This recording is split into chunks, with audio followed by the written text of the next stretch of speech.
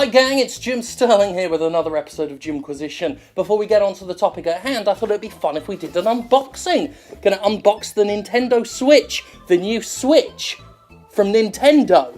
Gonna open this up here and have a real hands-on look at the console inside.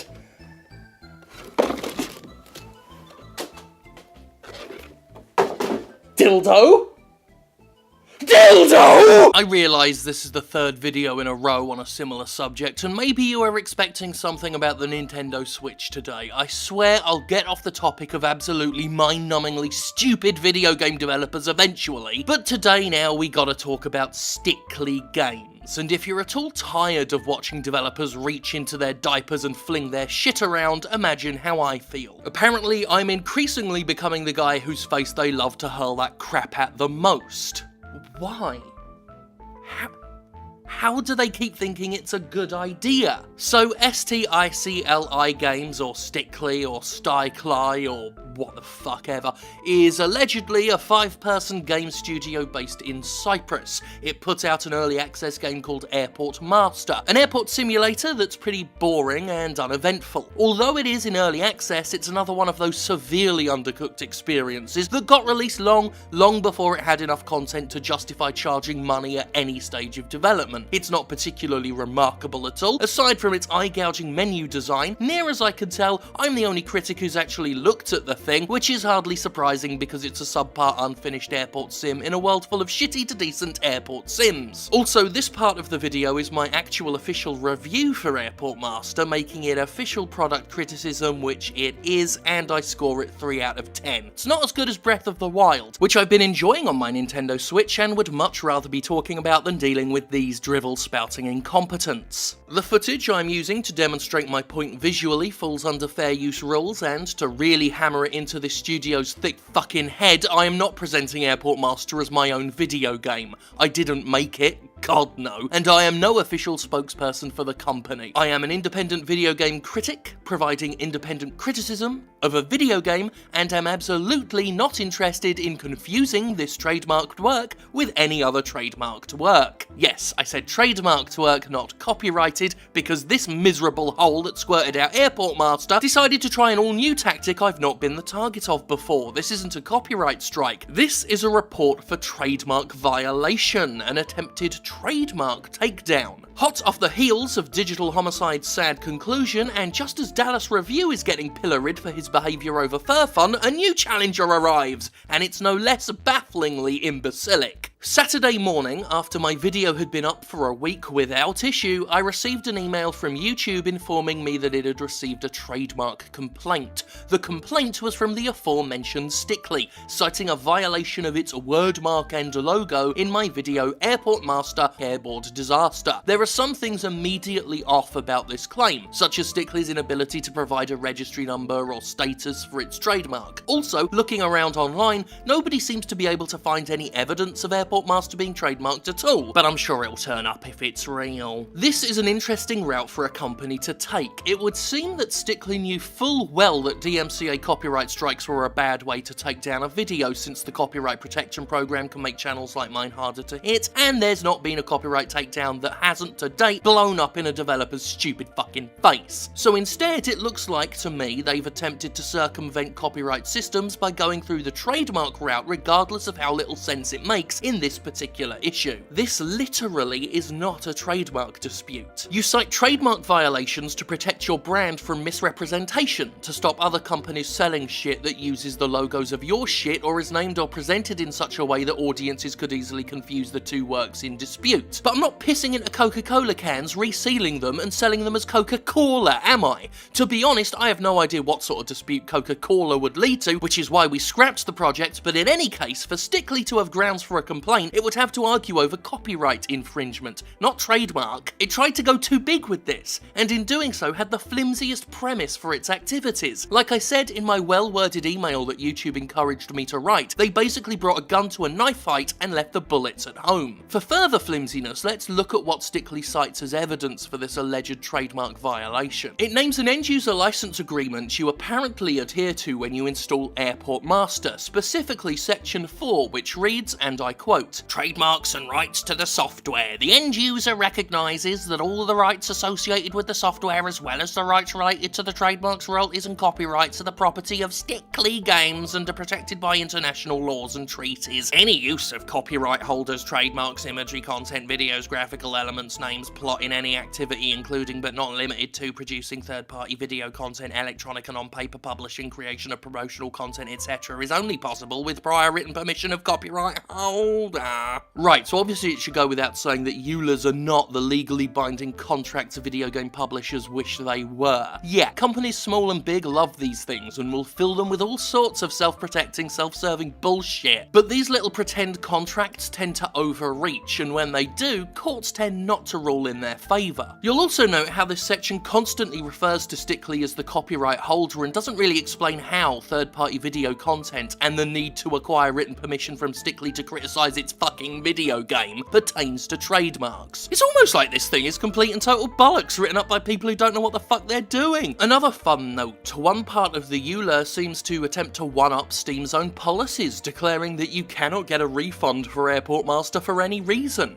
This is of course incongruent with Steam's own refund system, which says you can get your money back in full for any purchase for any reason, provided you play less than 2 hours of it. Look at this arrogantly worded bollocks. Fucking smarmy chumps. It's worth having on record that this sudden interest in enforcing EULAs coincides directly with STICLI Games' discovery of my unflattering video coverage. In this image, you'll see that STICLI, which oddly for an early access game doesn't seem to check out its forum or monitor feedback very much, was aware of my video around 5 hours before I got my notification from YouTube. In that same time period, STICLI made a sudden announcement on its forum page declaring you needed written permission like they're your mum to produce YouTube videos. Looks to me like they're another set of fragile egos who didn't like the mean old critics saying naughty things about their precious little darling and decided the only sensible way of dealing with it was to hide crying behind dubious legal gibberish. Anyway, I'm sure you can predict what the response from the community was at this overstep. Apparently we keep needing to demonstrate this, but the internet doesn't like it when you abuse takedown systems to suppress criticism of your shitty games. It's not going to make you look good. It's not going to make your game better received. All it's going to do is amplify the criticism and metaphorically tattoo your metaphorical forehead with the non-metaphorical words fucking dumbass. The Nintendo Switch is okay so far, though its threadbare online features really haven't given me much cause to play around with it outside of getting into Breath of the Wild. A pretty fun game with a stamina meter and weapon durability system that needs serious rebalancing. It can fuck off, is what I'm trying to say. Can't say I'm super fond of how the Joy-Cons feel in my big fat fucking hands, especially the curvature of the shoulder buttons which my index finger has pressed several times while attempting to do other things. Link keeps trying to throw his weapon now instead of attacking or jumping. I've also really got to bend my thumb for the right sticks and the cramped as fuck buttons. Airport Master has accrued $10 on Indiegogo. It's a little bit short of its 58,000 buck goal. I will say the Switch's portable features are as impressive as all heckin' flip. It actually is quite the thing to dock with your Switch. Dock so fucking hard with your Switch and yank it out to take Zelda down the pub with you, where you can ignore all your friends while they talk about themselves and their fucking problems. I can see why Nintendo has steadily softened its marketing of the Switch as a home console, because it's so much less spectacular when used as such. Graphically, this was compromised to account for the handheld factor, and it's hard to be overly excited about a system that sports chugging, struggling frame rates. Sorry, other game critics, I know it's become popular to mock and bash those who give a shit about frame rates, but some of the stuttering in Breath of the Wild is just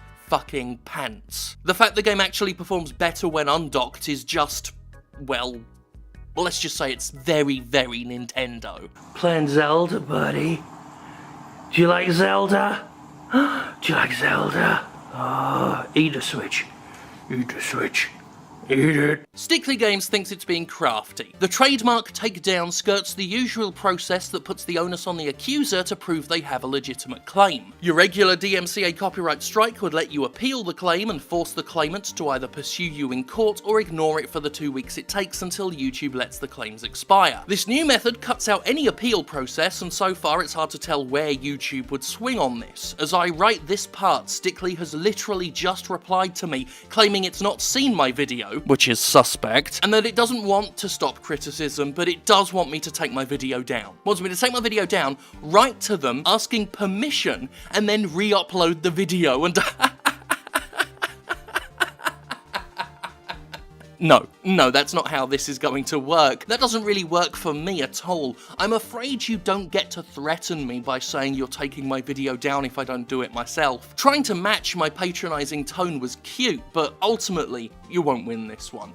With or without my collaboration. Even if everything goes as you anticipate and YouTube comes down in your favour, that won't be how this ultimately concludes. Because that's not the end of it. That's not the end of it by a long fucking shot. That's not where it ended for Digital Homicide, or Cobra, or Fun Creators, or Dentola Studios, or Dallas Review, or Digpex, or Wild Games Studio, STICLI Games. Or is that Russian software company Kamatoz Computing? Sorry, your company is just fascinating to research. Whoever you are, I'd do some homework and really bone up on what you're getting into here, because it's going to be really, really shit for you, friendo. Fucking damn, it's going to suck so much! The Nintendo Switch is okay. This, by the way, should have been a pack-in title. But anyway, today's episode should be a warning to my fellow YouTube content uploaders. The trademark takedown is a new thing that might be employed soon in an attempt to skirt around the increasingly failing DMCA takedown measures. So keep an eye out for that. And as for you, STICLI, I have an ultimatum of my own. Your own little choice that you gave me was adorable, but here's mine. It's a counteroffer, if you will. Learn some discipline, or be disciplined. And thank God for me.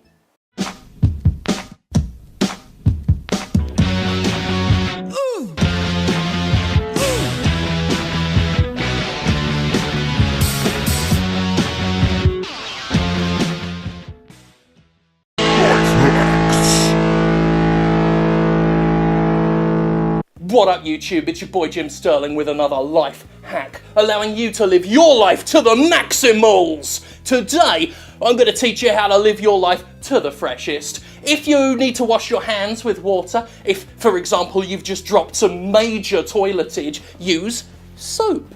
It's this new thing that I've discovered. This is coconut lime, and it just keeps your hands clean and everything so that you can, you know, rip tasty shreds. You know what I'm talking about? Like guitars and shit. I'm cool. Maximum. Extreme. Oh, it doesn't taste like coconut and lime. Oh. Why did I do that? I'm not even joking. Like, even for a bit, that was hot. I gotta use liquor switch cartridge. Liquor switch cartridge, take the taste out. Oh! Oh my God, they weren't joking about those either! Life hack!